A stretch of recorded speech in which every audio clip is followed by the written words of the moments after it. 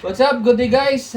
Kung naghahanap ka ng toothpaste para sa mga alagang pusa at aso mo, push ito na guys, nabili ko sa Yellow Basket. Ito na rin ginagamit ko para sa alaga ko guys.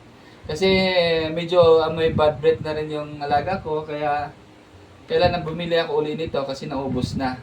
Pag bumili ka nito guys, yung toothpaste, may kasama na rin siyang toothbrush.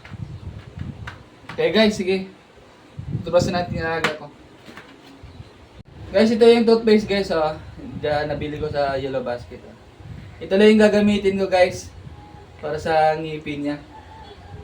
Nalagyan to na. Mabaho na medyo yung buwanganga niya. Ilang araw ko lang hindi na toothbrushan eh.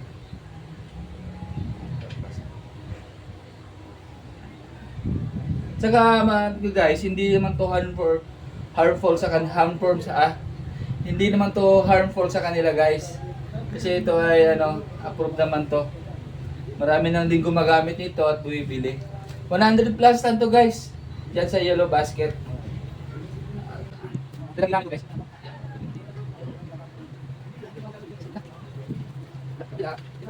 Dito mo naman.